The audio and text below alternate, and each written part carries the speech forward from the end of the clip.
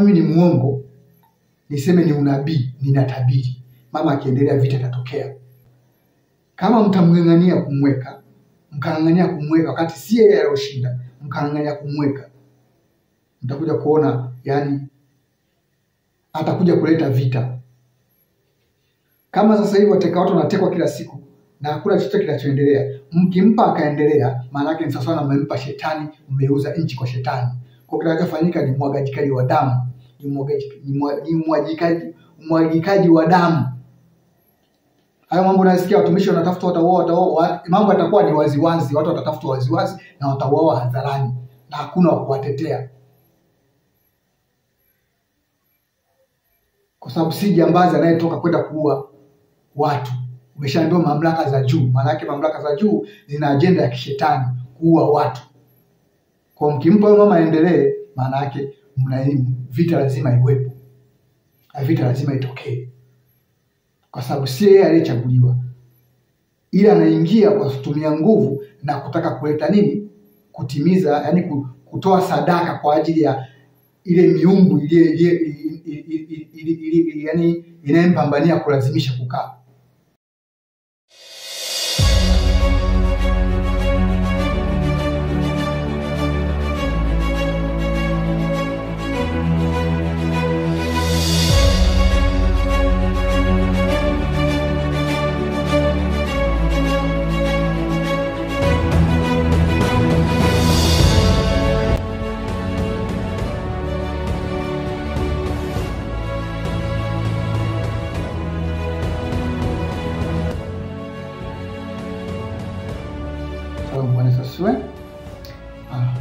Leo nataka nikufungulie kodi ili kuangazia watu wote na wafahamu kinachoendelea na wafahamu nani ni mshindi aliyetangazwa kuwa mshindi wa urais katika ulimwengu wa roho toka Septemba. Ile nuru mloko mnaiona mnasema ni unyakuo. Septemba mshindi ametangazwa, ndio sherehe ya mshindi. Amen. Kwa sasa hivi tunaenda tu kama kumalizia muda. Bwana ananiambia nunua saa, na mimi nimenunua saa hii. Ni kazi yangu kuangalia muda. Sawa? Kuangalia muda. Amen. Sasa leo nataka nikwambie. Sawa? Na kufungulia kodi mjue rais wako aliyeshinda katika ulimwengu wa roho.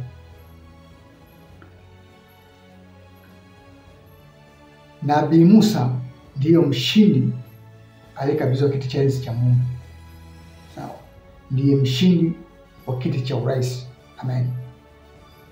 Ndiye anatakiwa ndiye Tanzania mpya. Amepewa kukaa. Yeye ameshinda na ameshinda tena na ameshinda tena. Amen. Kwa wale ambao hawanielewi, ambao wametukuta katikati, iko hivi. Bwana alinipa mamlaka ya kiti cha enzi cha Mungu. Nikapewa kukaa katika kiti cha enzi cha Mungu mbinguni. Kwa hiyo nikapewa mamlaka, nikamshinda mauti na kuzimu, nikapewa bendera ya nchi mwaka 2022. Sawa. Lakini kuna watu ambao Bwana alikuwa akihitaji nishirikiane nao. Sawa. Nao nilikuwa nikihitaji kuwapa hiyo nafasi. Sawa. Watu hao watatu ambao walipata bahati lakini hawakuifanyia kazi.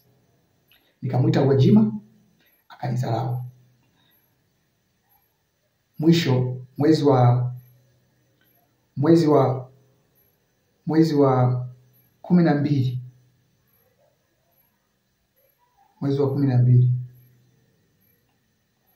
kabla mwezi wa kwanza mwaka jana nikampa mama Samia.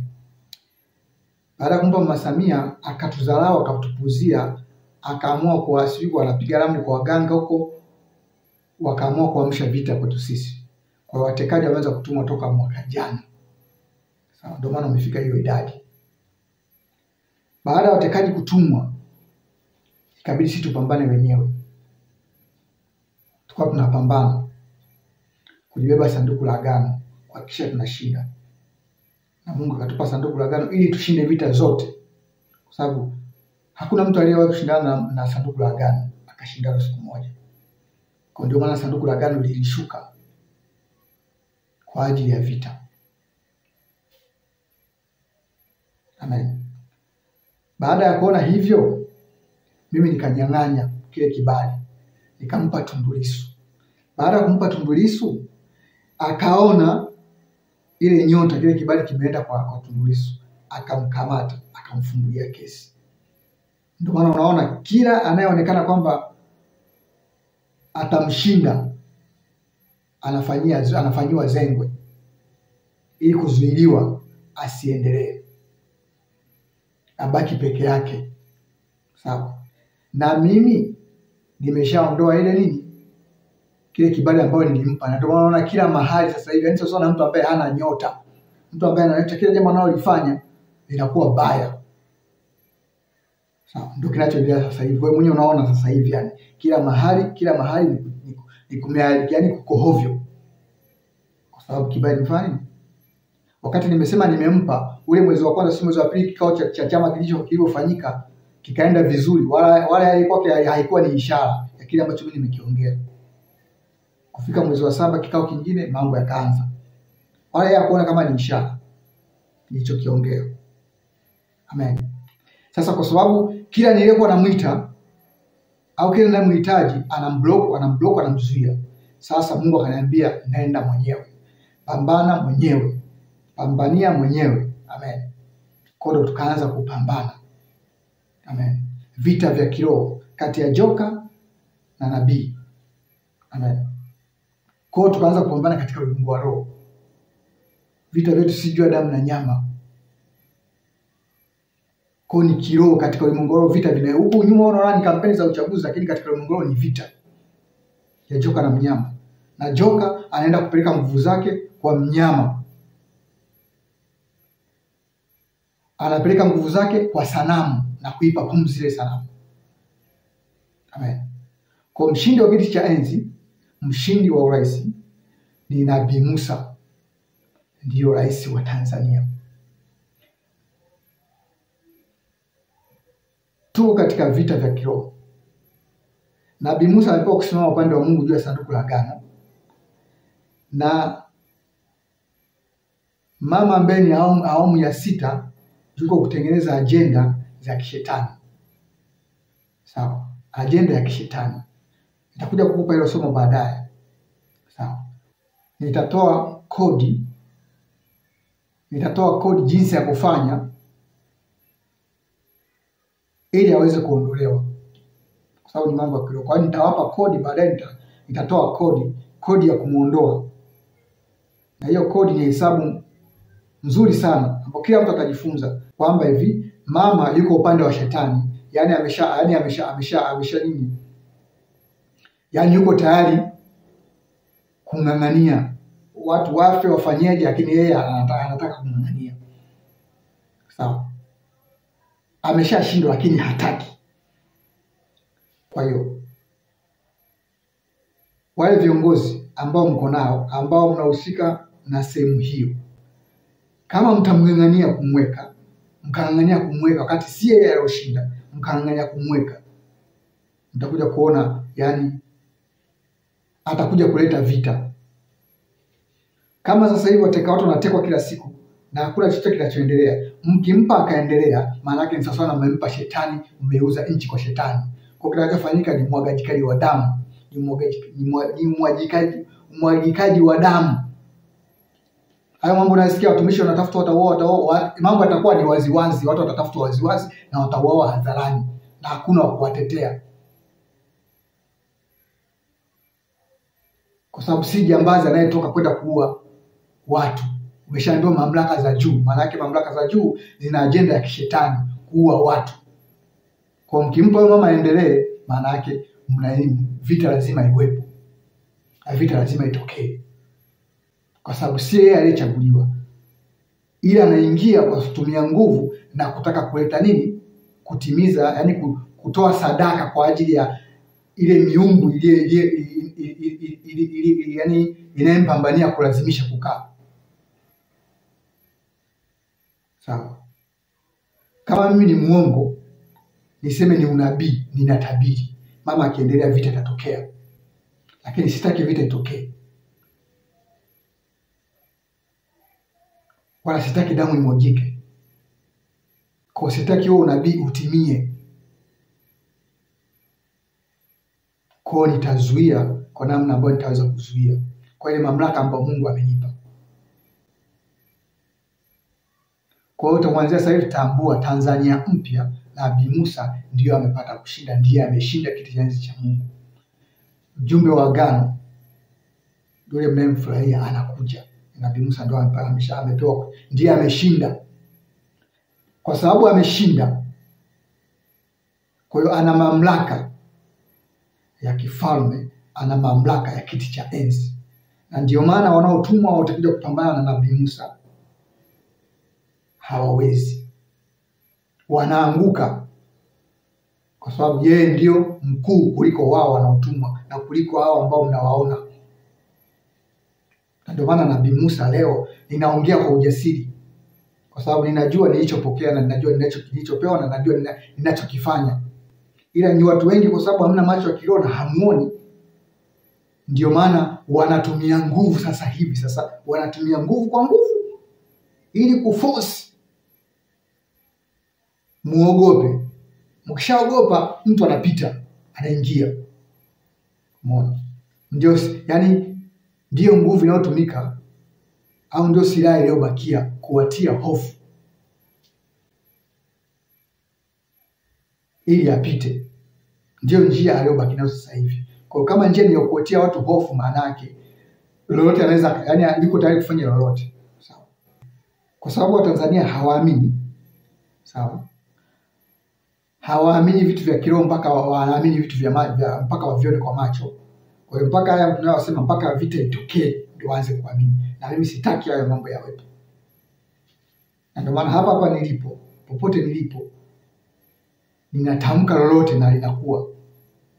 Mungu aliposema kuwa ardhi ikawa ardhi, kuwa anga ikawa anga. Maana yake hivi, kila neno analotamka Mungu ni roho iliyo na uhai. Kwa ardhi ni roho ina uhai, anga ni roho ina uhai. Mungu alitengeneza dunia kwa siku 7. Sawa, siku 6 ya 7 kupumzika. Maana yake ni roho 6 za Mungu zimefanya kazi ya uumbaji. Kwa na mimi ninapotamka neno, maana yake ni roho ya Mungu ya uumbaji inakwenda kufanya kile kitu. Kwa hiyo utashangaa tu vitu vinaibuka, utashangaa vitu vinaibuka tu, nimeshatamka. Na ndio maana nina mamlaka zote. Kwa hiyo sasa, ili ya mambo yasitokee, ili vitu visitokee, sio kwamba nyinyi mlioko hapo juu mtakapodharau haya ninayoongea mkanidharau, maana yake mmeidharau Tanzania mpya, mmeikataa Tanzania mpya. Mkimng'ang'ania huyo, maana yake mmeng'ang'ania kuzimu, yani mmewapa mashetani. Sasa si kama wewe ulioko nafasi ya juu kwamba utakuwa salama, hautakuwa salama. Kwa hiyo kinachofanyika sasa hivi ni kupiga mauti wale wote ambao watakusababisha vurugu na wale ambao watakuzuia mjumbe wa agano na Nabii Musa ambaye ndio mshindi kupita kuja kukaa hapo. Rest in peace. Amen. Tulipowaita mjenge mbebe sanduku la agano mkakataa. Tukabaki na watu wachache ambao wakajitoa kwa nguvu zao zote. Tulipowaita mjenge hekalu mkakataa. Wakatokea watu wachache wakaendelea kutusaidia taratibu. Nikawaambia hekalu kwa ajili ya makimbilio, kwa ajili ya mambo yanayotaka kuja kutokea kwa mbele, lakini mkakataa. Bali mna vishigo ngumu mpaka myaone yawakute. Mimi ndio kiongozi ambaye nimekabidhiwa mamlaka na Kristo duniani na mbinguni, kufunga na kufungua. Na ndio maana nikapewa kupigana vita, kwamba kila anayetakiwa kukaa anapigwa, kwa sababu hanisikii. Yani namwambia Bwana njoo hapa nikupake mafuta nifanye 1 2 3 ili tusaidiane kufanya kazi ya Mungu. Mtu anakataa. Kwa hiyo akinikataa mimi, akaenda mwenyewe kama mwenyewe, anapigwa. Sasa kwa sababu ni wabishi na hawataki kwenda na nabii, kwa hiyo tutakuwa tunapoteza muda. Kwa Bwana akaniambia sasa ingia mwenyewe usimame. Kwa tumepigana vita kimya kimya toka mwaka jana mpaka sasa hivi. Hatimaye Septemba ushindi umepatikana, mjumbe wa agano ameshinda. Ili kuondoa mambo mengi yasiwepo, fujo zisiwepo sana, itabidi tu hao viongozi hao wanaotaka kuondoa hii amani kwa kung'ang'ania kujifanya ni wabishi, afe mmoja baada ya mwingine,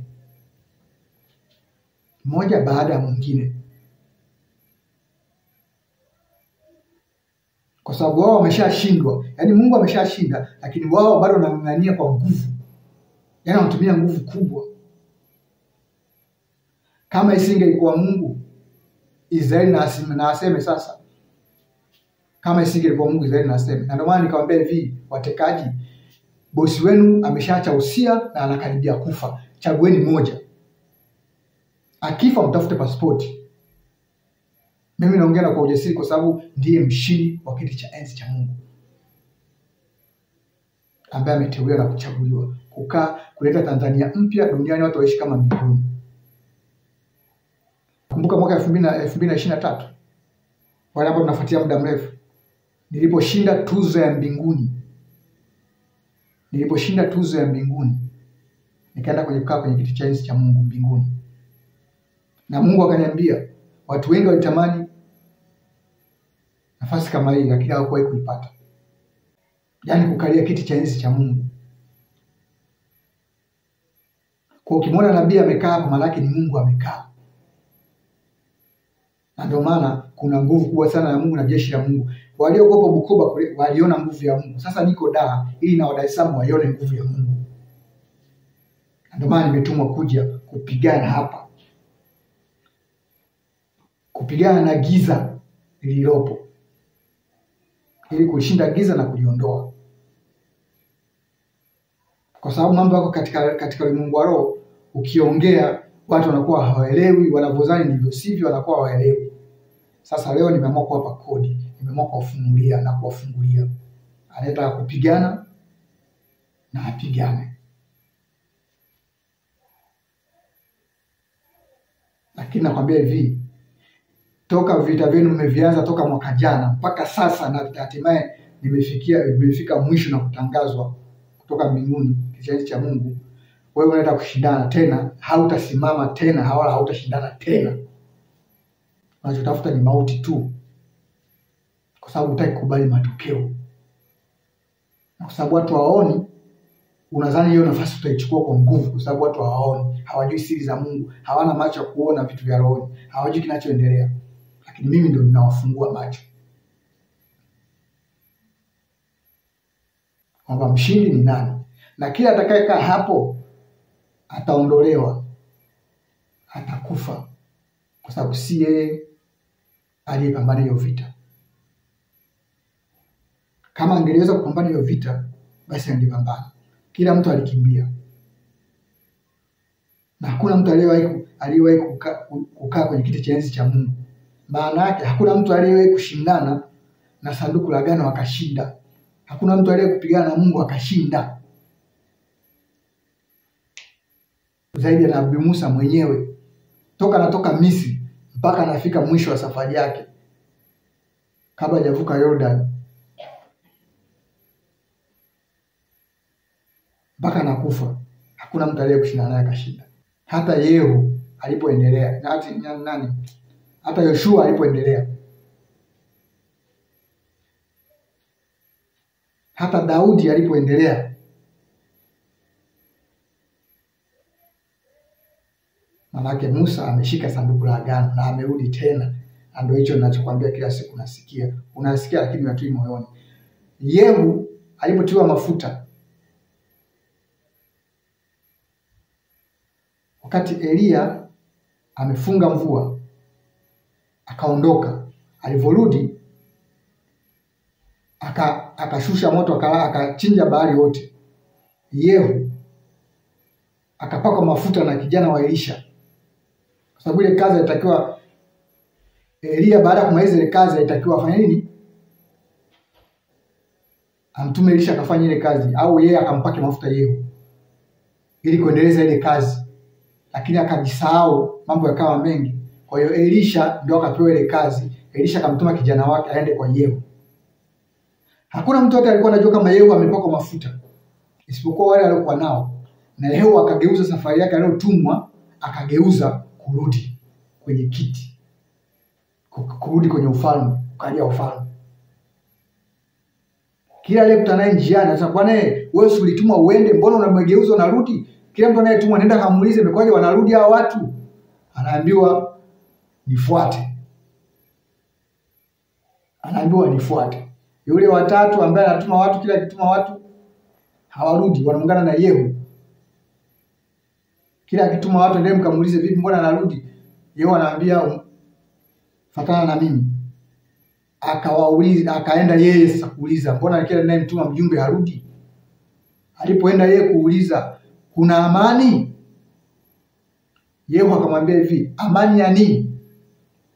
Wakati mama yako Yezebeli amezini. Yezebeli peke yake ndiye alikuwa anajua, kwa sababu alikuwa ni roho ya kipepo. Ndio alikuwa anajua kwamba Yehu anakuja kufanya mageuzi. Kwa hiyo alipofika katika lango la mji, Yezebeli akakaa chungulie dirishani ili amtamanishe Yehu, ili asifikie ile kusudi ambalo Mungu amemkabidhi. Yehu hajakaa kwenye kiti bado. Hajakaa kwenye kiti bado, lakini ameshapakwa mafuta na Mungu. Ameshachaguliwa na Mungu. Alichokifanya pale katika lango kuu, aliwaambia wale watu ambao wako na Yezebeli, mtupeni nje huyo mwanamke. Nao wakamtupa nje kwa amri ya ufalme ya Yehu. Akatupwa nje. Akapasuka, nyama yake kaliwa na mbwa. Neno la nabii Elia likatimia. Wakati tunaelekea huko, si wakati wa kufanya wa kuomba, ni wakati wa kutoa amri na kuamuru nini kiwe nini kiwe. Basi kwa sababu tayari Bwana ameshafanya nini? Ameshatukabidhi na tumeshashinda. Kwa sasa ni kutoa tu amri na matamko basi. Sio kuomba ushauri, unaomba ushauri ingekuwa hivi ingekuwa hivi. Ni amri na matamko. Sababu amri inayotoka hapa ni juu ya kiti cha enzi cha Mungu, ni amri ya ufalme ya kifalme. Na ndio itakao kuwa inasimama. Yule asiye mfalme hata atoe kauli ya namna gani haitakaa isimame. Kwa hiyo ni nuru nimewapa, ni nuru nimewaangazia, nimewafungua macho. Ulikuwa na maswali mengi unajiuliza, unatafuta majibu ndio hayo. Kwa kuanzia sasa utambue hivyo. Fumbo limefumbuliwa. Kama mtakuwa wabishi, yanakuja kutokea. Lakini hatutaki atokee wala sitaki atokee. Wanaoyatengeneza ndio watakaofanya nini? Watakao kufa na kuondoka. Kwa sababu anayatengeneza, waovu anayatengeneza kwa ajili ya wenye haki. Kwa hiyo wataangamia wao wenyewe, sio kuangamiza wenye haki. Kwa kama ulikuwa unasikia sio ni nani, leo ndio nakufunulia usiyojua katika ulimwengu wa roho ya asili. Leo ndio nayafunua na kuambia yanayokuja na kinachoendelea. Ni vita ya mnyama, ni vita ya nabii na sanamu. Yaani vita ya joka na nabii imeisha. Sasa ni vita ya sanamu ya mnyama, ambaye sanamu ambayo imetiwa pumzi, ambapo sanamu hiyo mnyama ameipa pumzi sanamu, nayo ikatenda makufuru makuu. Sasa unafikiri mkimruhusu nini kitatokea? Mimi nakwambia siri za Biblia. Na niko natembea katika neno la Mungu hapa. Sawa? Na hutalibadilisha hili neno. Hata ungekataa vipi, ukatae vipi. Labda unataka kama ningekuwa nimevaa suti na mchomekeo ndio ukubali. Yaani hivi nilivyo hata ukatae vipi. Yaani utashindana, yaani wewe utalipangilia neno la Mungu. Aliyolipanga Mungu ndio hivyo wewe unaenda kuwa. Kwa hiyo huyo mama yeye ni awamu ya 6. Kwa hiyo yeye awamu ya 6 ni ajenda ya mpinga Kristo.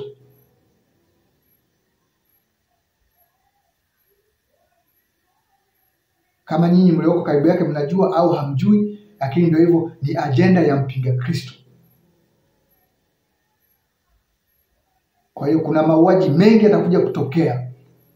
Wewe unasema sio nakutisha, sio nafanyaje, sio inaleta taharuki. Ninakwambia mimi, ninakwambia.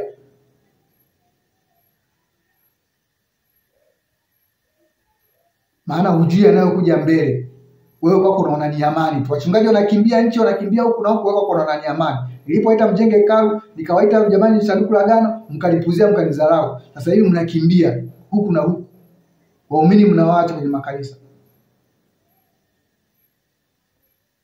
Yaani ule wakati wa kutengeneza mkaupuuzia.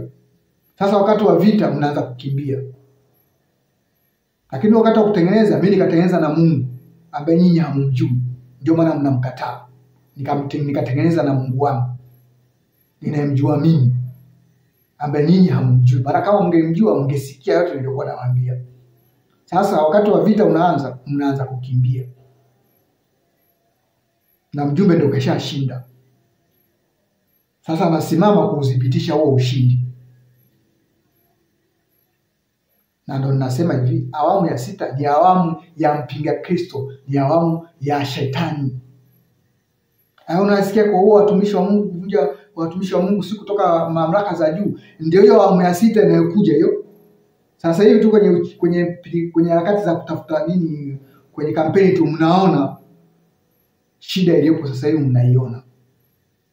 Na kwa muda wa miaka mingapi mmeona mpaka sasa hivi watu wanatekwa kila siku, mmeona. Kampeni zinaendelea, watu wanaendelea kutekwa. Mnaona. Hata mimi isingelikuwa nguvu za Mungu, nisingeliongea na wangekuwa wameshaniteka. Lakini kwa sababu ya nguvu za Mungu, Israeli asimame na aseme.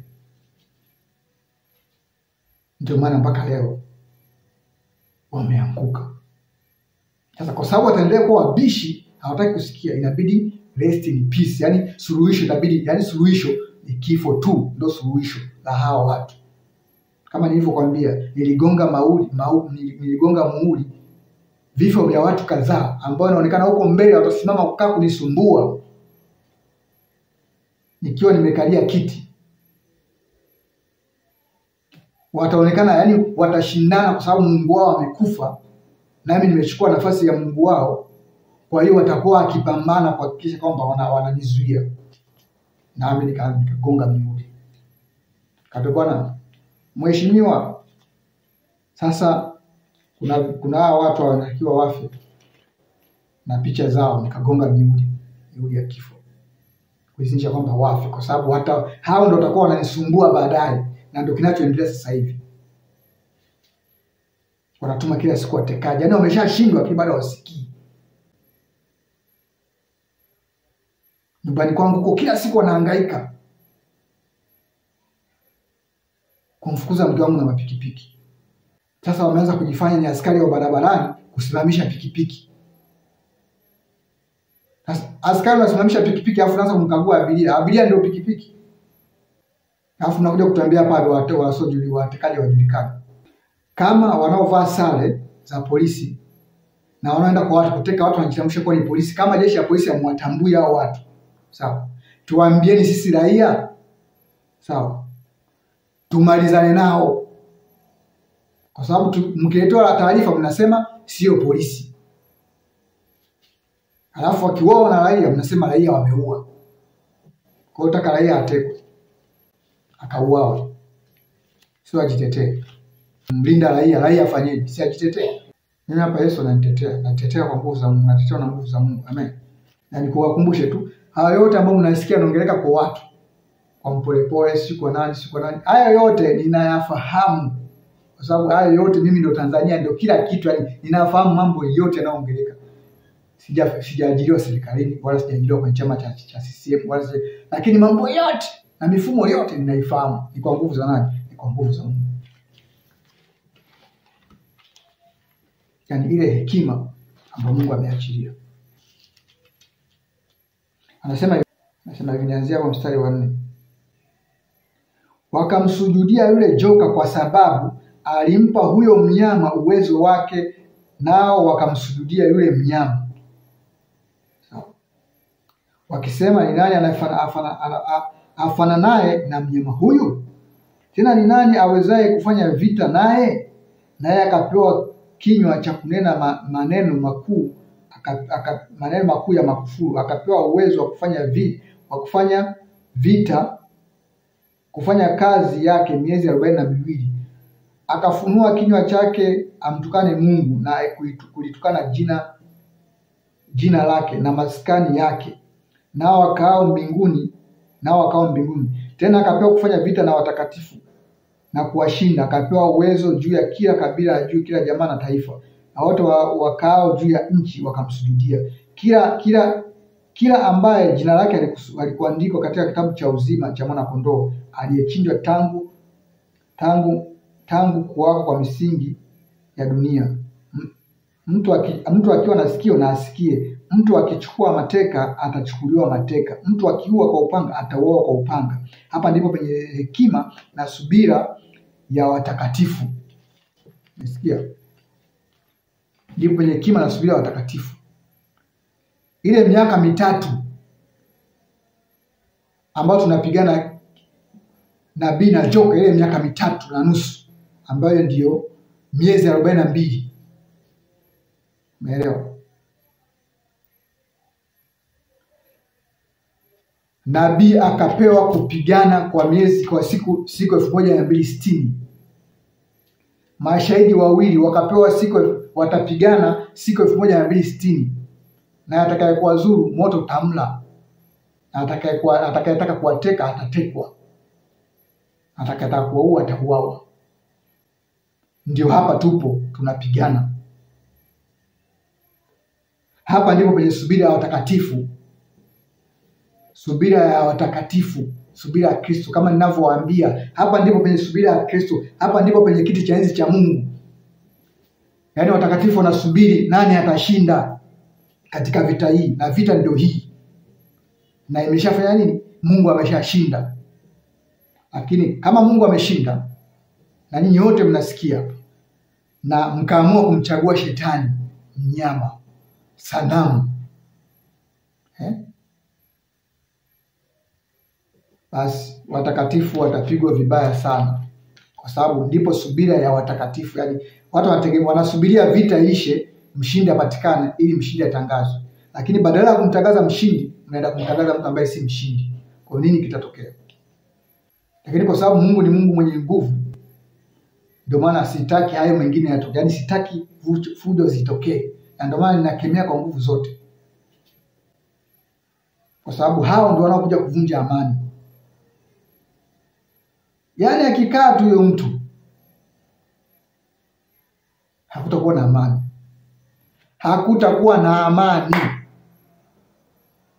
Ndio maana mnaona ninapiga sana kelele. Ninajaribu kuwafungulia msikii. Nataka mpaka niongee waziwazi. Nimeshawafungulia kodi. Nimeshawafunua macho. Nimeshawafungua hekima. Nimeshawafungua kwenye magereza ya ufahamu. Na mkae na mfahamu. Mjumbe wa agano ndiyo mshindi wa kiti cha enzi cha Mungu. Ikulu zote ni mahali patakatifu. Na ikulu zote ni mlima Sayuni. Na mjumbe wa agano Nabii Musa ndiyo ameshinda katika vita ya mnyama na nabii, katika vita ya joka na nabii. Nabii Musa ndiyo ameshinda. Kwa hiyo kama unasikiliza, kuanzia leo tambua hilo. Nabii Musa hana chama wala hana gari, lakini yeye ndiyo amepewa kupigana na joka na mnyama na ameshinda. Kama wale ambao nilikuwa nawaita wangekubali kusikia, maana yake wangekuwa wapo na sanduku la agano, wangeweza kufanikiwa kupita na wangeweza kufanikiwa kushinda. Lakini kwa sababu walinidharau, ndio maana wameshindwa. Na ndio maana yule ambao anamdharau ameshinda, kwa sababu anayo nguvu ya Mungu iliyo ndani yake, ambayo wao wameikataa. Mashetani wanajua na kuzimu inajua vita ambayo tumepigana nayo. Lakini wana wa Mungu wanaomba kila siku makanisani hawaoni, hawana macho ya kiroho. Hekima ya Mungu ni macho ya kiroho, ni kuona na kujua kwamba hili ni baya, hili ni zuri, hili linaendaje, linapita wapi, ninafanyaje. Ndio hekima ya Mungu. Unaomba tu kwa jina la Yesu, kwa jina la Yesu, lakini kuona huoni. Unaomba nini? Kwani wangapi walikuwa wanaombea majoka? Kila wakiona naona msiba mkubwa sana, bendera nusu mlingoti, ombea, mnaombea majoka. Wangapi walikuwa wanatamka hayo maneno, wanajiita ni manabii na watumishi wa Mungu. Wanadhani kila kitu ni kuombea. Vingine ni kupiga na kuvunja na kuharibu. Sio vya kuombea. Wewe unifuatia toka mwanzo kwenye hii huduma. Ushawahi kusikia mimi ninaongea, ninasema hivi, ombea. Kuna msiba nusu mlingoti, ombea. Ushawahi kunisikia mimi naongea hivi? Kwa sababu nina macho, ninaona ni majoka, naombeaje ni majoka. Na mimi ndio nimepewa sehemu ya kupambana na hayo majoka.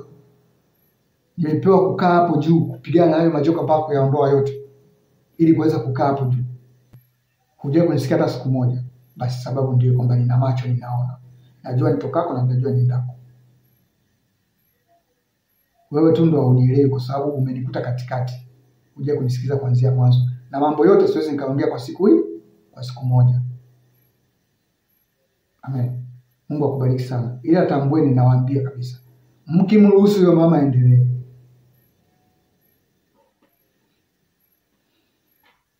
panachafuka.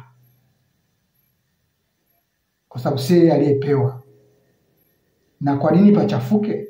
Panachafuka kwa sababu ili aondoke kwa nguvu. Kwa sababu atazidisha vita. Yaani yanayoendelea sasa hivi kwa wananchi ni madogo. Yataongezeka zaidi kama watekaji wameteka watu miaka 2, mwaka mzima, na hakuna yani unafikiria nini kinaenda kutoka? Nafikiri kwa mbele kuna nafuu kwa huyo mtu. Hakuna nafuu kwa huyo mtu kwa mbele. Kama mtataka maendelee, hakuna nafuu. Mtaumia vibaya mno. Hiyo ni siri yake yeye na watu wake ambao yuko nao karibu. Mimi sijui kama ni waganga au ni nani, ndio anajua mwenyewe. Ndio wanasema hao watu kuanzia namba 1 mpaka namba 10 au namba 5, wote wanajua kinachoendelea. Na wote mimi nawatambua. Kampeni za kishetani na mambo ya kishetani wanayoyafanya na wanayoyapambania. Wote hao wanapambania ushetani. Wanapambania shetani atawale. Wote wamepewa mamlaka kuzimu. Ndio maana unaona watu wanauawa hawaongei chochote. Sasa kama waongee, nani atakaye kusaidia kama si Mungu? Na Mungu amemtuma mjumbe wa agano Nabii Musa, leo amesimama hapa kuhakikisha anapiga mapigo yote ya Farao ili kuwakomboa Watanzania. Na mapigo hayo nilikueleza, niko hapa nimekuja kupiga mapigo. Ile nguvu ambao wale kule wa Bukoba waliona, na hapa muione, muishuhudie wenyewe, sio kwa kusimuliwa. Ndio niko hapa. Amen. Mungu akubariki sana. Bwana akusaidie unielewe. Bwana akaniambia huyo mtoto aliyezaliwa si wa ahadi ya Tanzania. Ninamchukia. Maana anajiandaa kuiondoa haki ninayoitafuta katika taifa la Tanzania. Japo hatofanikiwa. Huyo mtoto yupo mpaka sasa. Na amekwisha kuondolewa mavazi. And he has been removed his clothes. Na amevikwa mavazi mengine. And he has been clothed with another. Na wengi watamkimbilia. And many will run to him. Lakini Mungu anamchukia. But the Lord hates him. Baada ya hayo, after that, nikaona kundi kubwa la wana CCM. I saw a great group of CCM wakimfuata huyo mtoto, following that child, kumpa zawadi nyingi sana. To give him a lot of gifts. Wakamwambia, and then they told hivi him, ndivyo itakavyokuwa this shall be, kama utafanya if you will do sawasawa na mavazi tuliyokuvika, according to the clothes that we have clothed you. Lakini mgombea uraisi, but the presidential candidate, amebaki mmoja tu. I saw him remaining only one na wengine wote wakamsindikiza and everybody else alipokwenda kukikalia kiti. To the place that he went to sit upon that chair. There was no many candidates. Amebaki mmoja tu. I only saw one candidate. Na hao waliokuwa wanadhaniwa wanaonekana, and those that were supposed to be seen, naliona wanamsindikiza. I saw them escorting kwenda kuikalia kile kiti. This president. Bwana akaniambia, mtazame vizuri huyo anayekwenda kukaa juu ya hicho kiti. The one that is going to sit upon that chair. Nami nalisogea kumtazama vizuri. So I drew near ili yamkini niweze kumtambua so that I could understand huyu anayekwenda kukalia kiti. He that will sit upon this Naliona amejifunika uso, then I saw him covered his face, ili asionekane so that he won't be seen kwa kila mtu. To everybody. Bwana akaniambia kwamba the Lord told me that katika mwaka huu in that year, rais atatawala the president shall hali amefunikwa uso while covering kwa muda wa miaka 2.5 for 2 years and a half.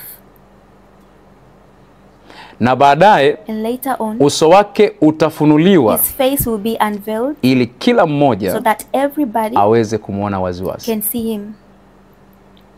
Bwana akupe neema kuweza kunielewa. May the Lord give you the grace kwa miaka 2.5 for 2 years and a half atatawala, he shall rule, hali uso wake umefunikwa, while his face being covered, lakini baada ya miaka 2.5 and after 2 years and a half uso wake utafunuliwa, his face will be unfolded, na kila mmoja ataweza kumuona.